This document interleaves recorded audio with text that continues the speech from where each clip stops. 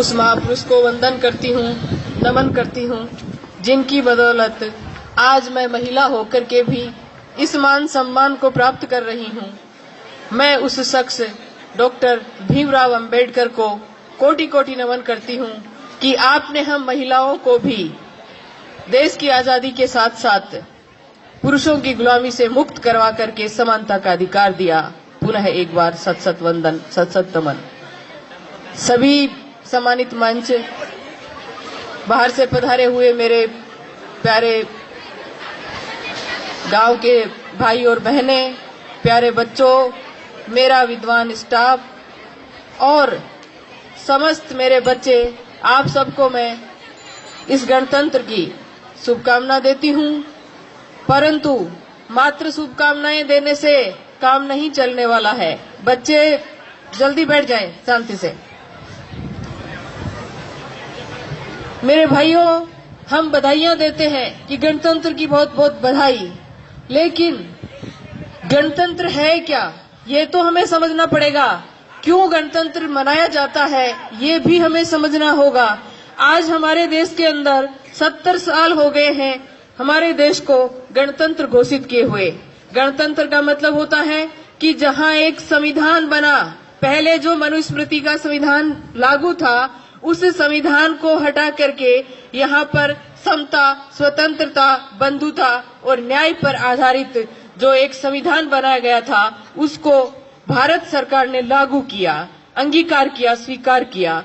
लेकिन क्या इन 70 सालों के बाद भी हम उस संविधान को लागू कर पाए? सबसे बड़ा प्रश्न ये है कि क्या हम उस संविधान को लागू कर पाए और क्यों जरूरत पड़ी थी उस संविधान की। मेरे प्यारे बच्चों, आप लोग ध्यानपूर्वक सुनो, क्योंकि तुम ही कल की तस्वीर हो, तुम ही कल की तकदीर हो, तुम ही कल का भारत हो। जितना आज का युवा जागरूक होगा उतना ही मेरा देश कल मजबूत होगा। तो मैं आपको बताना चाहती हूँ कि आज के दिन ये संविधान मैं लेकर के आई इस प्रति को, क्योंकि कभी भी इस संविधान को किसी लाइब्रेरी में नहीं रखा गया, किसी भी सामान्य बुक स्टॉल पर यह उपलब्ध नहीं होता है। क्यों? क्या है इसके अंदर जिसकी वजह से छुपाया जाता है? कोई तो वजह होगी। इस सृष्टि का नियम है, कोई भी कार्य बिना कारण के कभी भी नहीं होता है। अगर इस भारत के पवित्र महान ग्रंथ को छुपाया जाता है या छुपाया गया है तो पीछे बहुत बड़ी वजह रही होगी।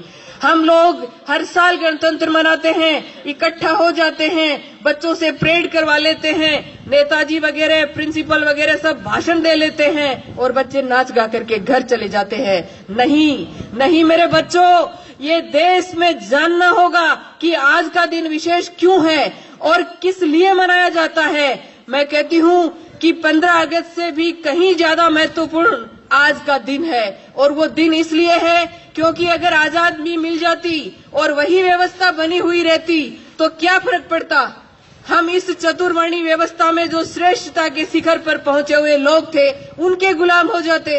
पहले अंग्रेजों के गुलाम थे, उसके बाद में हम उनके गुलाम हो जाते। लेकिन इस भारतीय संविधान ने हम सबको समता, स्वतंत्रता, बंधुता और न्याय पर आधारित समाज की स्थापना करने की जो प्रेरणा दी, क्या हर एक जागरूक बंदे से मेरा सवाल है कि वो अपने जमीर से पूछे, क्या हम समता, स्वतंत्रता, बंधुता और न्याय की स्थापना कर पाए? हम नहीं कर पाए। क्या आदिवासियों के लिए अनुसूची 5 और 6 लागू हुई? नहीं हुई। अरे कम से कम मैं तो यही पूछना चाहती हूँ कि इस संविधान के पहले पन्ने पे लिखा है भारत अर्थात इंडिया। हम हमारे देश के नाम को तो नहीं जान पाए, क्या संविधान, क्या खाक लागू करेंगे? हम हमारे देश के नाम को नहीं जानते, हिंदुस्तान हिंदुस्तान करते रहते हैं, जबकि हमारा संविधान हमें कहता है कि इस देश का नाम भारत या इंडिया है। हम किस संविधान की, किस गणतंत्र की बात करते हैं? ये झूठे खोखले वादे हैं, और ये खोखले वादे इसलिए हैं क्योंकि भारत की जनता पप्पू है। मैं किसी दूसरे में उलाहना नहीं लगाती। हमारी कमजोरी है कि हमारे उस बंदे ने अपनी जिंदगी लगा करके, अपने 4-4 बच्चों की बलि दे करके इस असमानता की इस खड़ी व्यवस्था को ऐसे ला करके इसके अंदर रखा, लेकिन हमारी नालायकी देखिए कि आज दिन तक हम उसको ऐसा नहीं कर पाए। सिद्धांतों में ये संविधान है, लेकिन आज भी आप जाकर के देखिए वो व्यवस्था लागू है। तो मेरे भाइयों, हमें मूल्यांकन करना होगा इस चीज का कि 70 साल बीत जाने के बाद भी क्या आर्टिकल 340 जो इस देश के महान संख्या वाले, जो बहुसंख्या वाले जो ओबीसी वर्ग है, उस ओबीसी का आर्टिकल 340 ओबीसी के लोगों को ही नहीं पता। दूसरों की तो बात छोड़ो, ओबीसी के लोगों को नहीं पता कि आर्टिकल 340 क्यों लिखा गया और उसकी क्या पालना हुई, कुछ नहीं पता है। आर्टिकल 341 कुछ मिला, लेकिन आर्टिकल 342 एसटी के लिए कुछ नहीं मिला। क्या पता है आदिवासियों को? अरे मेरे आदिवासी मूल निवासी भाइयों, तुम समझो कि जिस देश में बाबा साहब के जन्म लेने से पहले महान बिरसा मुंडा ने आजादी का आंदोलन, जिसको मुंडारी भाषा में मुक्ति का आंदोलन यानी कि उल गुलान नामक एक जो आंदोलन छेड़ा था, क्या पता है आपको? नहीं पता, क्योंकि हम पेट तक सीमित कर दिए गए।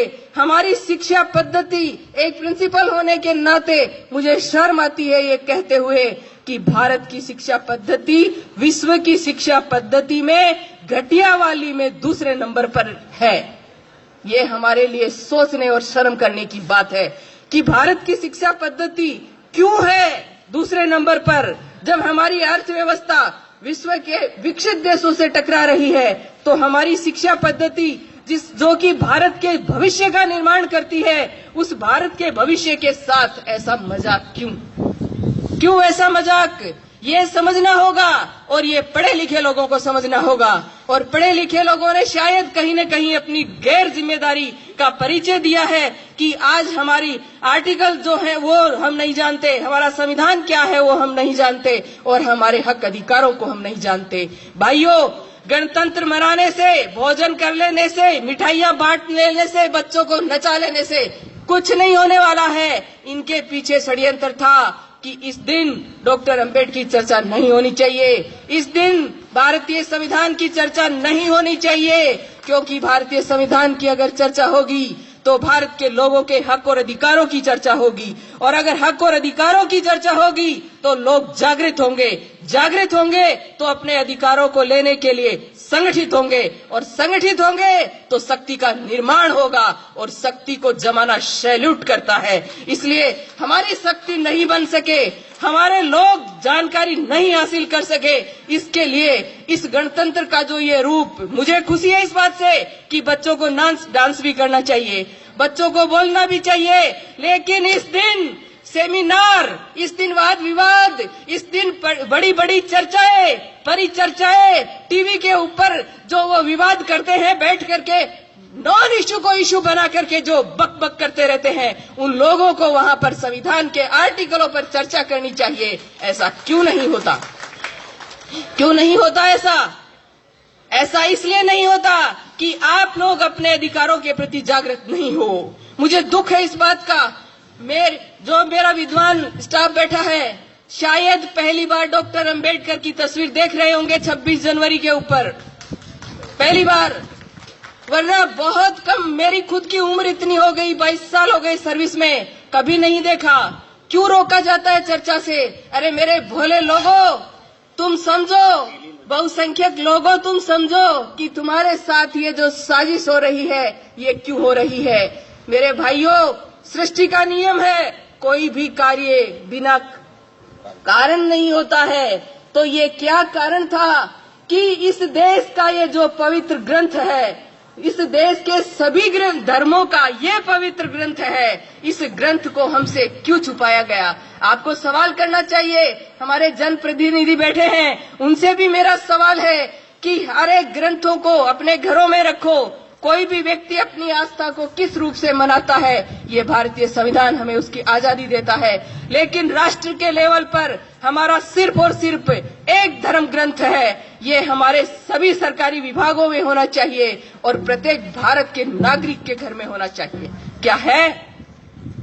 बाजारों में नहीं मिलता, कहीं भी मिलता नहीं है।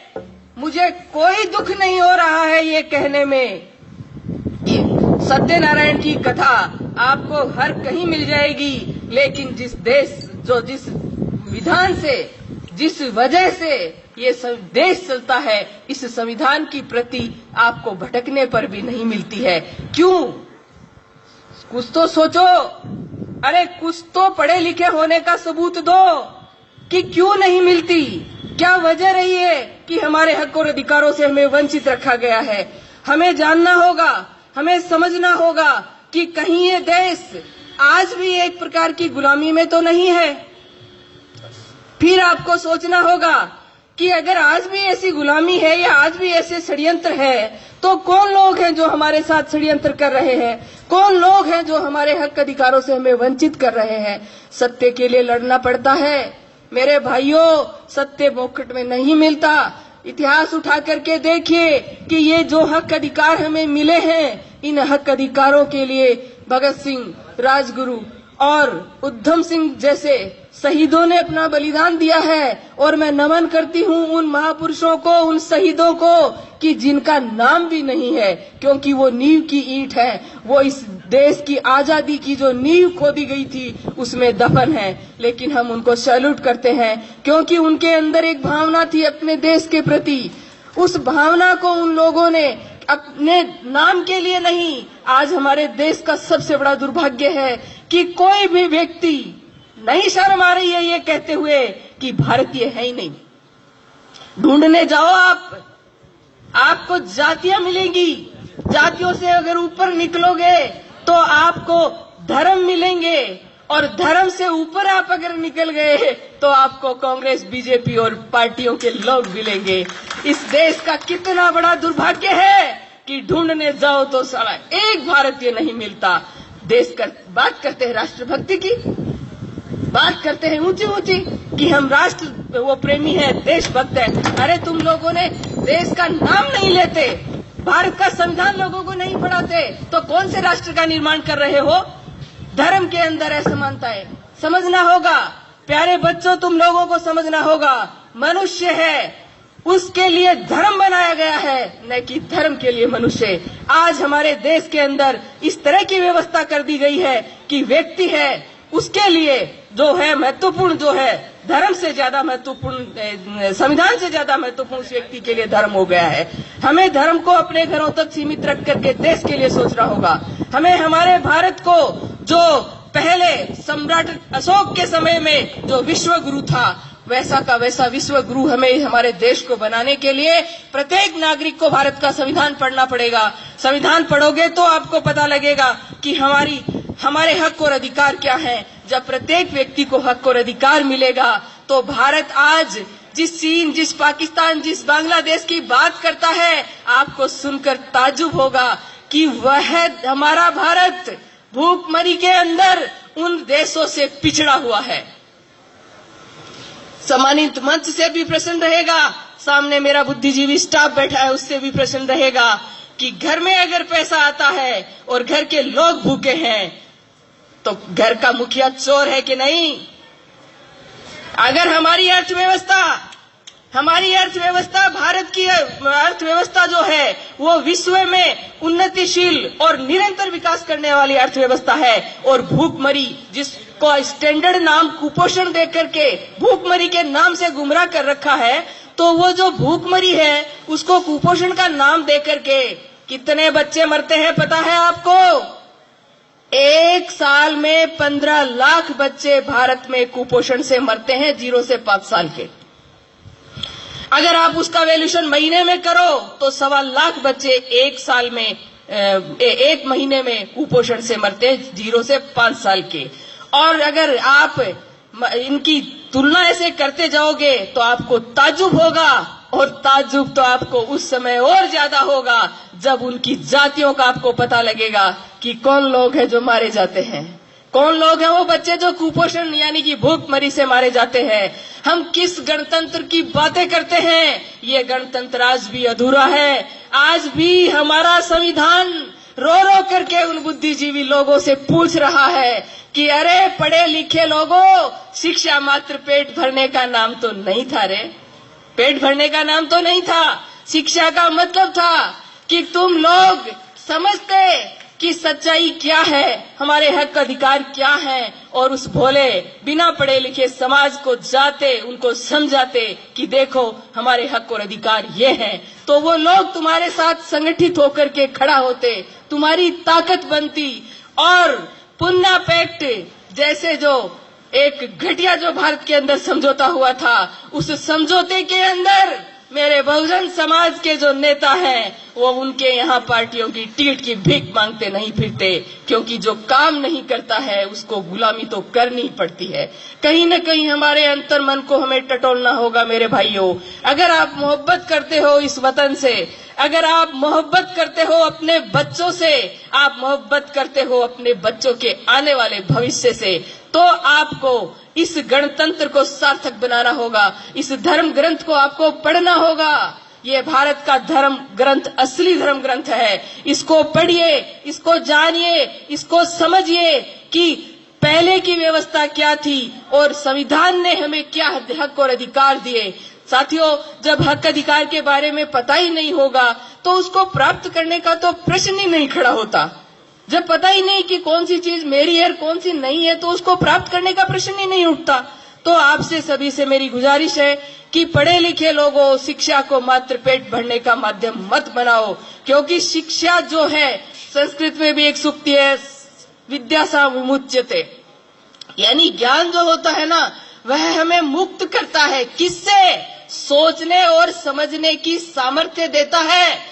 पढ़ा लिखा भी उसी पाखंड के रास्ते पे जाता है और एक अनपढ़ भी उसी रास्ते पे जाता है। मैं कहती हूँ उस पढ़े लिखे से कहीं ज्यादा श्रेष्ठ वो अनपढ़ है कि उसको पता नहीं इसलिए वो उस रास्ते पे जा रहा है, लेकिन पढ़ा लिखा तो उन किताबों को शर्मिंदा करके भी उसी रास्ते पे जा रहा है।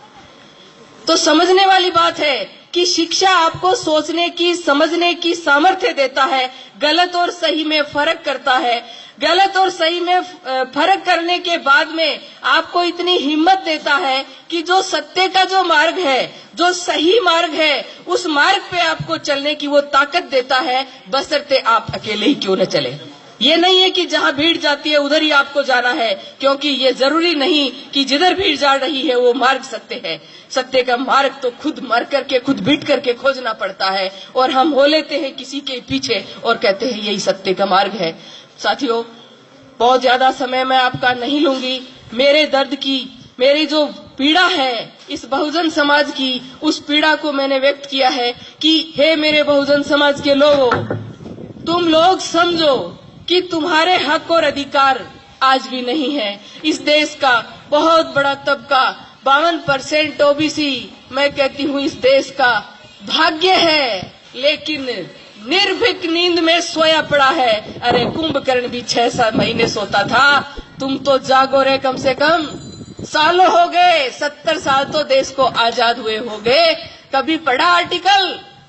ओबीसी का पहला आईएएस मंडल कमीशन के लागू होने के 44 साल बाद आजादी के पहला आईएएस प्राप्त हुआ था। ओबीसी के लोगों को पता ही नहीं है। मैं बांट नहीं रही, मेरा कोई स्पीच सुनेगा वो कह सकता है कि ये ऐसा कोई स्पीच होता है 15 अगस्त पे, 26 जनवरी पे, क्योंकि ऐसा मेरे को एक बार पहले भी कहा हुआ है कि 26 जनवरी को डॉक्टर अंबेडकर का नाम लेने का प्रश्न ही नहीं उठता। मेरी समझ में नहीं आया कि जो आदमी संविधान बनाने वाला मुख्य व्यक्ति था, कमेटी में और लोग होंगे, लेकिन जो वर्क सबसे ज्यादा जो किया वो डॉक्टर अंबेडकर ने किया, तो उन लोगों, उस व्यक्ति का नाम लेने से गर्व होना चाहिए। क्या कहीं वो आज भी किसी जातिवाद के कारण ही तो वंचित नहीं है? वरना जिसको अमेरिका जैसी कोलंबिया जो यूनिवर्सिटी है, उस यूनिवर्सिटी ने उसको सिंबल ऑफ नॉलेज, और बराक ओबामा ने कहा कि ये तो भारत का दुर्भाग्य है, ये डॉक्टर अंबेडकर का दुर्भाग्य है कि वो भारत में पैदा हुए। अगर वो अमेरिका में पैदा होते तो हम उसको सूर्य कहते हैं, उसको हम सूर्य कहते। तो उस सूर्य को जो दबाया जाता है या दबाया गया है, उसकी कोई तो वजह होगी, क्योंकि उन्होंने आप सबको अपने बच्चे माना। 4 बच्चों की बलि दी है। हिंदू कोड बिल, मैडम से रिक्वेस्ट करूंगी जरूर कि हिंदू कोड बिल पढ़े, जिसके लिए और 52% ओबीसी के लिए उन्होंने कानून मंत्री के पद से इस्तीफा दिया। आज हमारे समाज के लोग मंत्री पद के लिए समाज को बत्ती लगा देते हैं, और वो बंदा ऐसा था कि जिसने उन लोगों के अधिकारों के लिए अपने पद को लात मार दी कि जब मैंने इतनी मेहनत करके हिंदू कोड बिल बनाया और कालेलकर समिति को लागू कराने के लिए ओबीसी के लिए लड़ाई लड़ी, और अगर तुम इन दोनों को नहीं मान रहे तो कोई बात नहीं, ये संभालो तुम्हारा पद। क्या हमारे नेताओं से भी मेरा सवाल है कि क्या है तुम्हारे अंदर इतना दम कि तुम समाज के लिए ऐसा कर सकते हो? मेरे समाज के नेताओं, मेरा निवेदन है आपसे, मत भूलो, क्योंकि इसी समाज के अंदर तुम्हारी भी संतान है। अगर समाज होगा तो तुम्हारी संतानें महफूज है। अगर व्यक्तिगत उन्नति आपने कितनी भी कर ली, समाज के बिना शून्य हो जाएगी, आज शून्य हो रही है। इसलिए मेरे देश के सभी लोगों, जो भी मेरी आवाज अब या बाद में सुनेगा, उन सभी से मेरा अनुरोध है कि आप अपने हक और अधिकारों के प्रति जागरूक बनो, संगठित बनो। हम किसी के अधिकार छीनने वाले लोग नहीं हैं। हम तो डॉक्टर अंबेडकर के अनुयायी हैं, जिन्होंने मनुस्मृति लिखने वाले असमानता की जो व्यवस्था थी, उनकी संतानों को भी बराबर हक दिया। उसने कोई घालमेल नहीं किया। उन्होंने सारी महिलाएं, जो हिंदू धर्म ग्रंथों में भी अछूत मानी जाती थी, रामायण जैसा ग्रंथ जिनको महिलाएं ढोती हैं, उसका वर्ण है ढोल गवार शूद्र पशु नारी, ये सब ताड़न के अधिकारी। उससे डॉक्टर अंबेडकर ने मुक्ति दिलाई थी कि नारी भी समानता की अधिकारी है। लेकिन अफसोस मुझे कि एक भी भारतीय नारी ने उसको थैंक्स नहीं बोला, बिल्कुल नहीं बोला। एक बार संविधान दिवस का दिन था तो बोले कि पिछली बार की बात है तो कि पुष्प अर्पित कर दो, तो मुझे बहुत दुख हुआ कि सिर्फ मैं एक महिला थी, पुष्प अर्पित किए, बाकी ने कहा ठीक है आपने कर दिए। मैंने कहा मैटरनिटी लीव लेने वाली, नौकरियां लेने वाली, सारे हक अधिकार लेने वाली, मनुस्मृति ने कहा कूटे छेते मारे कुछ भी करे, लेकिन तेरा पतिदेव, ऐसे पतिदेव से मुक्ति पाने वाली महिलाएं कहती हैं कि डॉक्टर अंबेडकर ने हमें क्या दिया। अरे तुम पढ़ो तो जानो ना कि उन्होंने तुम्हें क्या दिया। उन्होंने जीने का अधिकार दिया, औरत के पास संपत्ति रखने का अधिकार नहीं था। डॉक्टर अंबेडकर ने स्त्री को अधिकार दिए कि तेरे पति की संपत्ति में भी तेरा अधिकार होगा और पति की संपत्ति, पिता की संपत्ति में भी अधिकार होगा। और क्या लोगे आप, जिस महिला को आज भी आप इसका प्रमाण दे सकते हो, क्योंकि मैं जिस संगठन का कर्मचारी हूं, उस संगठन के अंदर बिना सबूत, बिना तथ्य कोई बात नहीं होती। आज भी मेरे हाथ में संविधान है, मेरे को कोई चैलेंज नहीं कर सकता। और आर्टिकल आप सबको भी कोई नहीं कर सकता। आर्टिकल 19 आपको अभिव्यक्ति की आजादी देता है। आप नौकर हो सरकार के, आप मानसिक गुलाम नहीं हो। आप पढ़े लिखे लोगों, समझ लो इस बात को कि तुम अपनी अभिव्यक्ति अपने समाज में जाकर के संगठित करने की, जानकारी देने की, ये सारे अधिकार रखते हो। आप गुलाम नहीं हो। नौकर लोग डरते हैं, सरकारी कर्मचारी डरते हैं कि हम ऐसे कैसे बोल सकते हैं। मैं बोल रही हूं आपके सामने संविधान की प्रति को सबूत के तौर पे रख करके। कोई बताए मुझे कि एक वर्ड मैंने गलत बोला है क्या? किस बात का डर है तुम्हें? ये महान ग्रंथ जब तुम्हारी रक्षा में खड़ा है तो किस बात का डर है तुम्हें? समझो, जिस समाज को हर जगह जाति प्रमाण पत्र दिखा के, और जैसे ही नौकरी लगी जाति समाज पीछे और खुद आगे हो जाते हो। अरे उस समाज का हक खाने वालों, अपने समाज के प्रति थोड़ा तो हक अधिकार अदा करो। क्यों कर्ज लिए जा रहे हो उन सब का? मैं बहुत कुछ बोल गई हूं, मेरी बातों से बहुत जगह भूचाल भी आ सकता है, लेकिन हम भूचालों से डरने वाले नहीं हैं। हम बिरसा मुंडा को मानने वाले लोग हैं, हम उल गुलान के लोग हैं, हम भारत के वो लोग हैं जो इस मिट्टी में सड़क वो बनाते हैं, स्कूलें वो बनाते हैं, खेती वो करते हैं। अरे कौन सा ऐसा निर्माण का काम है जो हम नहीं करते हैं? मुझे भारत का मूल निवासी होने का बहुत गर्व है। आप भी कीजिए और मेरी बातों पर अमल कीजिए कि क्या कहा है मैंने, क्यों कहा है मैंने। ये नहीं है कि आपको ये बातें बोलने की मुझे कीमत नहीं चुकानी पड़ती है।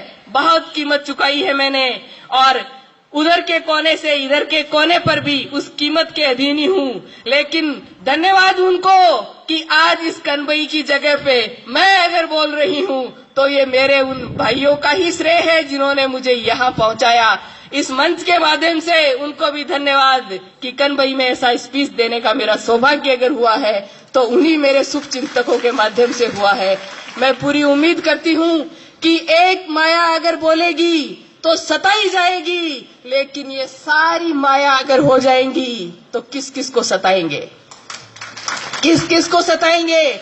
इसलिए घर घर में हमें अंबेडकर, घर घर में हमें कालीबाई, घर घर में हमें बिरसा मुंडा, घर घर में हमें कर्पूरी चंद ठाकुर, घर घर में हमें ईवी रामास्वामी पेरियार, घर घर में हमें ज्योतिबा फूले और सर छोटू राम और भगत सिंह जैसे लोग पैदा करने होंगे। तब हमारा देश वास्तव में गणतंत्र साबित होगा और वास्तव में देश आजादी की जो बात है उसको, आजादी को वास्तव में प्राप्त कर सकेगा। आप लोगों ने मेरे को ध्यानपूर्वक सुना, इसके लिए आप सभी का आभार, धन्यवाद।